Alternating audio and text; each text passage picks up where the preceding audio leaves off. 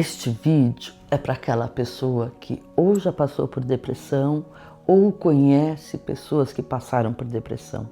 Vamos ajudar a promover a saúde mental e faz parte da nossa responsabilidade poder cuidar do clima ao nosso redor. Vai lá, eu conto com você. Olá, tudo bem? Psicóloga Roberta Rodrigues Alves Torres. Então nós estamos em setembro e setembro é o mês mundial de prevenção ao suicídio. E dia 10, que é o Dia Mundial da Prevenção, mas setembro foi escolhido como mês, então, para se falar, fazer campanhas em relação a isso. E eu gostaria então de começar o vídeo de hoje falando sobre depressão, que depressão acho que é uma das questões que poderiam levar uma pessoa a suicídio. Então, se a gente consegue perceber algumas questões antes de chegar a esse risco, é melhor fazer um encaminhamento mais cedo. Então, já vou começar hoje trazendo este ponto como reflexão. O quanto nós podemos mudar alguma coisa dessa história se a gente tiver consciência e saber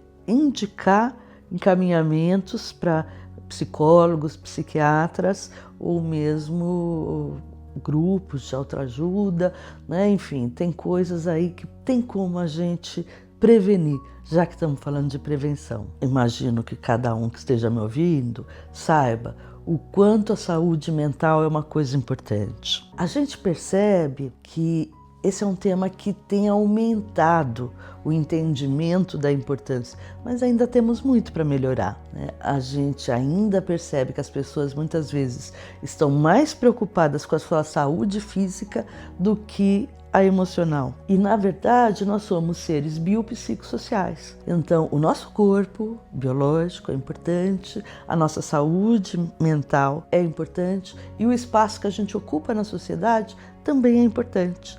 Então vamos cuidar disso tudo e a saúde física então não é mais importante, é tão importante quanto. Eu não sei se você já esteve nesse lugar ou conheceu alguém que estivesse. Então, diante desses fatos, você sabe o quanto é importante a gente olhar e divulgar essa data, que não deve ser nossa data, deve ser todos os dias da nossa vida. E aí eu gostaria de levantar uma primeira coisa que é uma diferença entre depressão e tristeza. As pessoas tendem a achar que é meio similar e são coisas diferentes, embora uma grande tristeza possa levar à depressão, né? Então, o que é a depressão? A depressão é uma situação onde a pessoa fica realmente muito desestimulada, às vezes está perdendo o apetite, às vezes está comendo demais, ela está sem iniciativa para fazer nada na vida. Então, é uma pessoa que, vamos pensar assim, a energia dela, vital, ela está muito rebaixada.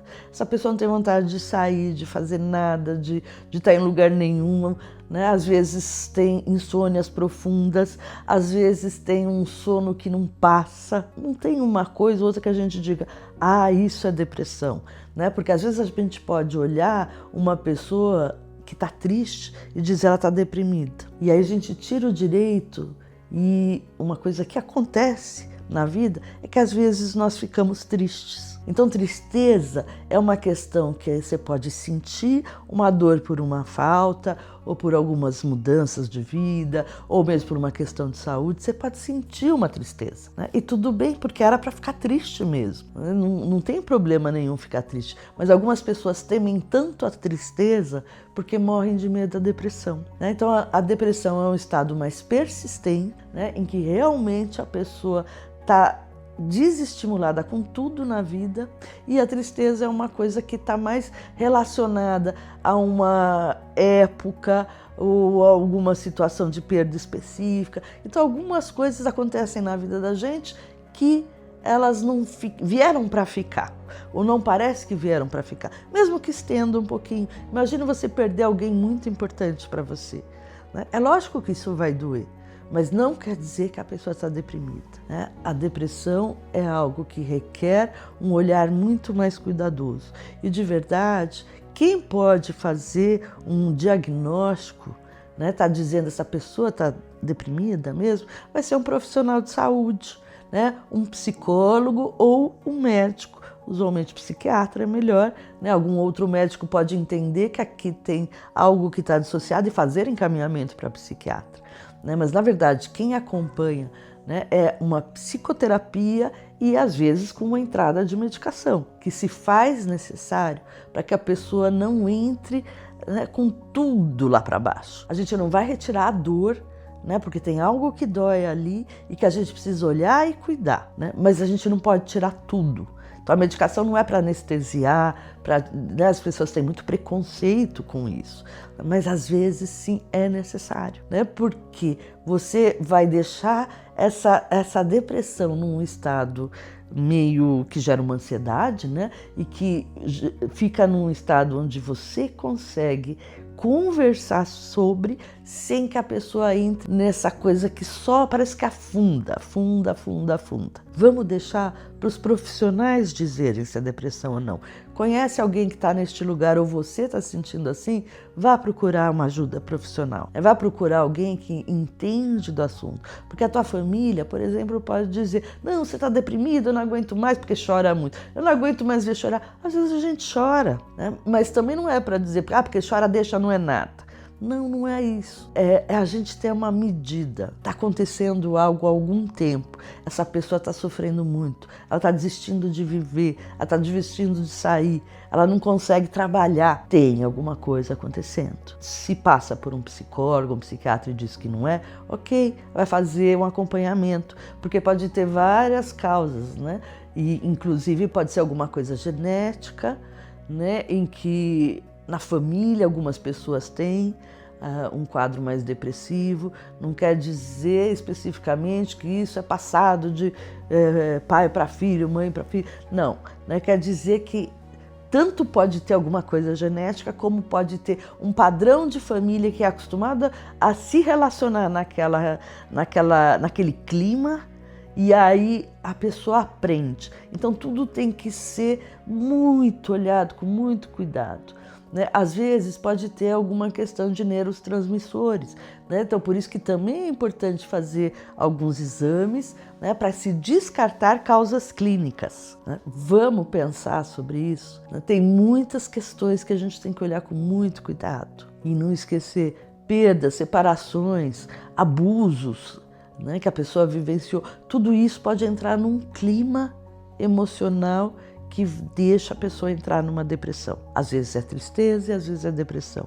Também a pessoa pode estar passando por uma situação de dor crônica, né? Porque tem uma doença que começou a acontecer e ela está sentindo uma dor crônica. E ela se entra nesse roda-moinho de só se sentir para baixo, ela não vai, então, conseguir resolver essa situação se ela não for bem encaminhada.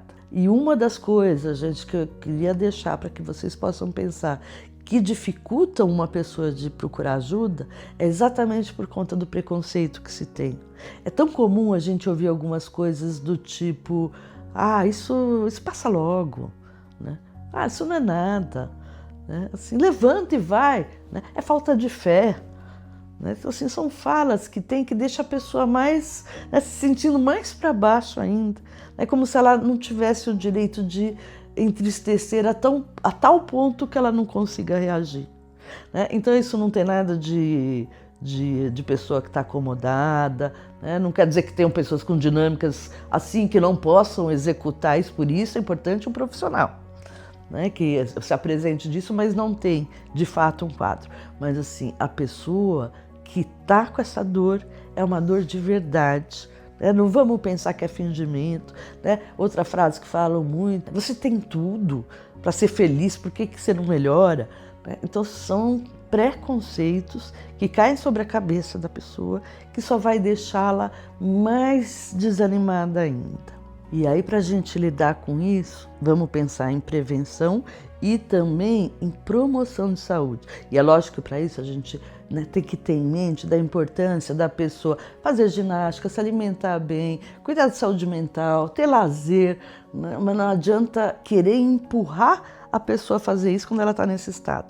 Mas é importante você ter em mente que é possível a pessoa fazer isso e você pode ser um incentivador, não um cobrador, hein?